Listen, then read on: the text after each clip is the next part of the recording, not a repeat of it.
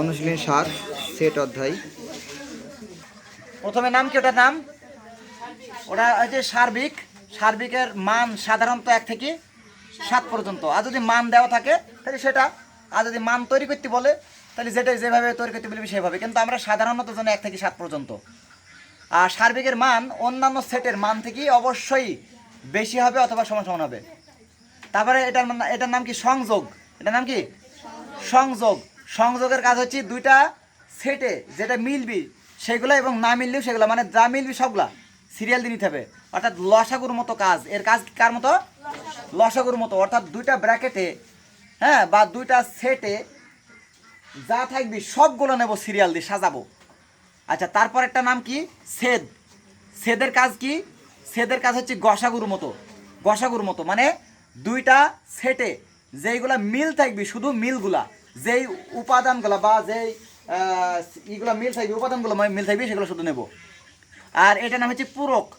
পূরক হচ্ছে পূরকের চিহ্ন এই দুইটা। এই চিহ্ন যদি থাকে কারো মাথায় তাকে সার্বিক দি বিয়োগ, তাকে সার্বিক দি বিয়োগ, এই চিহ্নটা। হ্যাঁ, পূরকের চিহ্ন দুইটা, এই দুইটা চিহ্ন যার মাথায় থাকবি তাকে সার্বিক দি বিয়োগ, অর্থাৎ এই সার্বিক চিহ্ন দিয়ে বিয়োগ করতে হবে। এটা দিই, এটা সাধারণত আমরা দেখলাম। এবার আমরা অঙ্কে যাব। দেখো সবাই, ১ নম্বর বলছে নিচের কোনটি যে কোনো সেটের উপসেট। তো উপসেট তো আমরা এখনো জানিনি কি উপসেট কাকে বলে, তাই না? তো উপসেটের একটা জিনিস দেখো, কয়ে দেখো ক সেকেন্ড ব্র্যাকেট দিছে, আর এটা মাঝখানে কি দিছে? শূন্য দিছে না? আচ্ছা, এটা কিন্তু তোমার ফাঁকা সেট বোঝানো হয়েছে, ঠিক আছে? কিন্তু ফাঁকা সেট এভাবে হবে না। ফাঁকা সেট গটা হবে, গ কি হবে? গ। ফাঁকা সেটের নিয়ম মানে ফাঁকা সেট দিতে হলে হয় কি করতে হবে? শুধু ব্র্যাকেট দিতে হবে, আর না হয়তো এরকম ফাঁকা, এরকম। কিন্তু দুইটাই এরকম হবে না, মানে ভিতরে একটা শূন্য দিয়ে কেটে দেওয়া, আবার এই যে ব্র্যাকেট দেওয়া, এই দুইটাই ফাঁকা সেট হবে না। হয় এরকম থাকবি আর না এরকম, মানে দুইটাই ফাঁকা সেট, দুইটাই ফাঁকা সেট। তাহলে ফাঁকা সেট লিখতে হলে তোমাকে হয় সেকেন্ড ব্র্যাকেট দিতে হবে, দিয়ে ফাঁকা রাখতে হবে, আর না হয়তো সেকেন্ড ব্র্যাকেট বাদ দিই, হ্যাঁ, দ্বিতীয় বন্ধনী বাদ দিয়ে তোমাকে শুধুমাত্র এটা লিখতে হবে। এটা কিন্তু দুইটা মিলিয়ে যদি এটা করো তাহলে এটা ফাঁকা সেট হবে না, এটা ভুল। তাহলে আমাদের উত্তর কোনটা? এটা উত্তর আসবে গ, ঠিক আছে? এখানে ক্ষয়ে দেখো, ক্ষয়ে কিন্তু মাঝখানে কি দিছে? শূন্য দিয়ে কেটে দিস না, তাহলে এটা ফাঁকা সেট। আবার কি দিছে? ব্র্যাকেটও দিছে, তাহলে এটা ভুল হয়ে গেছে, এটা ভুল, এটা নেবে না আর, ঠিক আছে? তাহলে ফাঁকা সেট বললাম কি, যে শুধুমাত্র হয় শূন্য দিয়ে কেটে দিতে হবে, আর নয় শুধু কি দ্বিতীয় বন্ধনী দিতে হবে, দুটো একসাথে হবে না।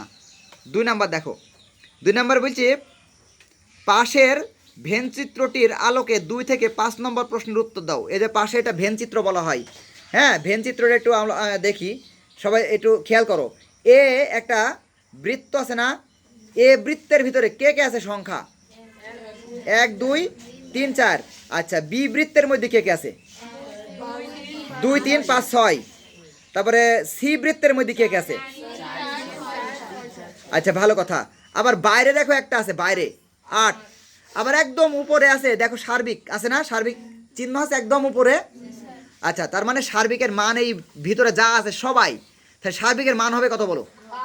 ১ থেকে ৮ পর্যন্ত, মানে যা আছে ভিতরে সবাই, এই ব্র্যাকেটের ভিতরে যা আছে, মানে এই যে চতুর্ভুজের ভিতরে যা আছে সবাই হচ্ছে সার্বিকের মান, ঠিক আছে? আর এ সেটের বললাম তো, এ সেট হচ্ছে এ সেট, এগুলো সেট তৈরি করতে হবে আমাদের। এ সেট হচ্ছে এ বৃত্তের ভিতরে যেগুলো আছে সেগুলো এ সেট, বি বৃত্তের ভিতরে যেগুলো আছে সেগুলো বি সেট, সি বৃত্তে যেগুলো আছে সেগুলো সি সেট। এখন দেখো, একই সংখ্যা তোমার এই যে ২ ৩ ৪, ২ ৩ ৪ কার ভিতর আছে? এর ভিতরে আছে, আবার বি এর ভিতরে আছে, আর কার ভিতরে আছে? সি এর ভিতরে আছে, তাই না? মানে তিনটা সেটের ভিতরেই আছে এটা। এটাকে বলা হয় সবগুলা কি, এটার নাম হচ্ছে ভেনচিত্র। এটার নাম কি? ভেনচিত্র। এখন আমরা ২ নাম্বার দেখব। ২ নাম্বার বলছি সার্বিক সেট কোনটা? সার্বিক সেট কোনটা মানে সার্বিক সেটের চিহ্নের কথা বলছি। দেখো, ক দেশে এ, খ বি, তারপরে গ এ সংযোগ বি, ঘ কি? সার্বিক। ঘ কি? এটা অবশ্যই, তাহলে এটা সার্বিক। এটা উত্তর হবে কোনটা? হ্যাঁ ঘ হবে উত্তর সার্বিক। এবার 3 নাম্বার দেখো, কারো বুঝতে সমস্যা নেই তো এটা। 3 নাম্বার বলছি কোনটি, কোনটি বি কি বলো, বির মাথায় কি দিয়েছে, বি এর মাথায় কি দিয়েছে পূরক, দি বলছি যে কোনটি বি পূরক সেট। তাহলে আমাদের বি পূরক করতে হবে, অর্থাৎ এই বি পূরক যে আছে এটার কাজ করতে হলে কার কার মান লাগবে বলো তো, মান লাগবে কার কার, না এখানে উত্তর আমি চাইনি, আমি চাইছি কার কার মান লাগবে। এখানে মান লাগবে বি এর মান আর সার্বিকের মান, বি এর মান আর, তাহলে আমরা অঙ্কটা করি। তাহলে বি পূরক, বি পূরক, পূরকের চিহ্ন এর আগে ভুল দিছিলাম আমি, বি পূরক সমান সার্বিক বিয়োগ বি। এই বি পূরক যার মাথায় থাকবে সার্বিকের সাথে তার বিয়োগ হবে, তাই সার্বিক বিয়োগ বি।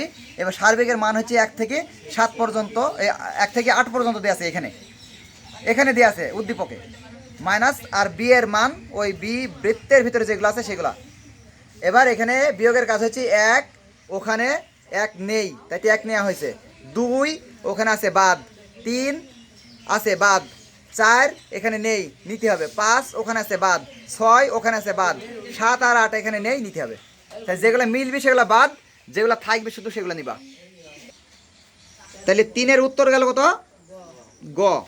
এখন 4-এ কি বলছি দেখো, 4-এ বলছি কোনটি এ সেট বি, এ সেট বি সেট। তাহলে এ আর বি এর কি করতে বলছি, সেট করতে বলছি তাই না। দেখো তো এর মান কত কত আছে, এর মান আছে 1 2 3 4। আচ্ছা এর সাথে সেট করতে বলছি কার, বি এর মান কি,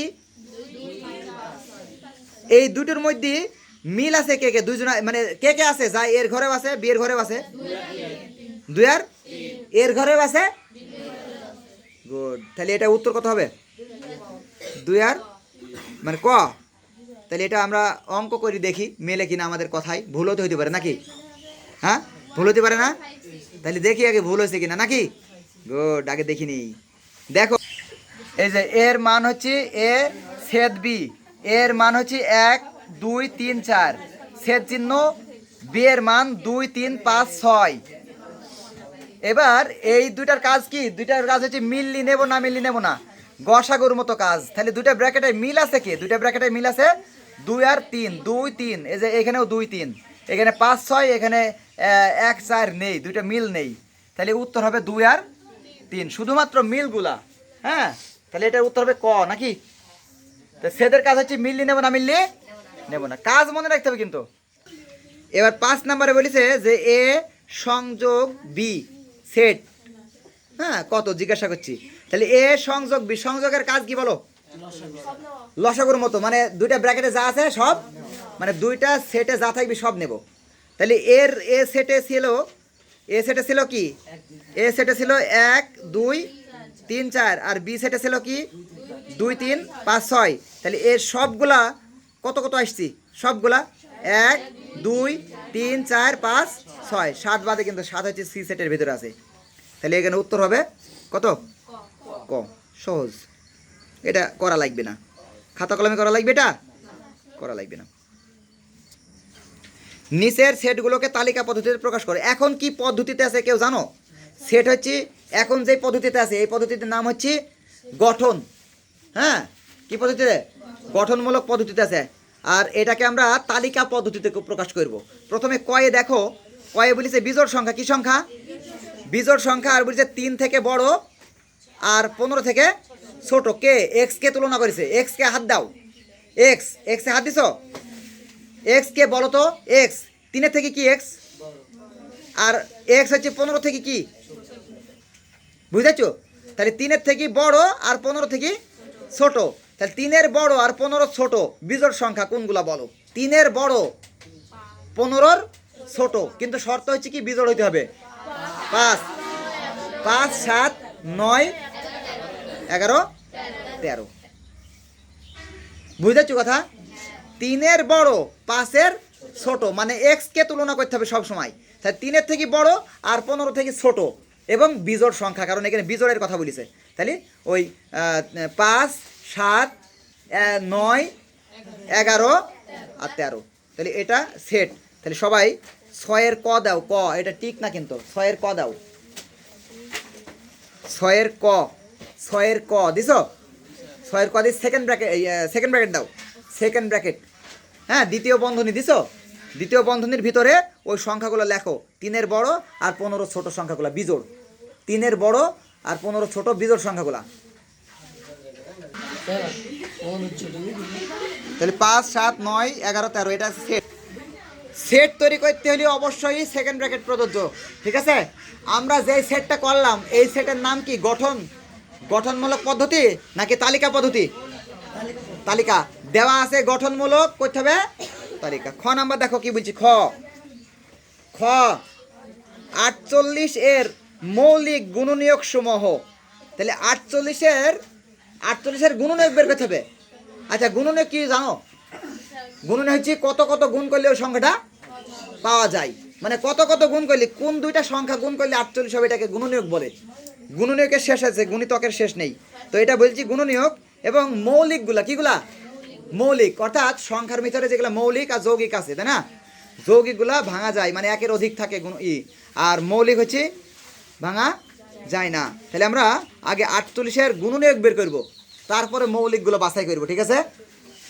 তাহলে 48 গুণনীয়ক মানে 1 গুণ 48, 2 গুণ 24, 3 গুণ 16, 4 গুণ 12, 6 গুণ 8, এগুলো হচ্ছে 48 গুণনীয়ক।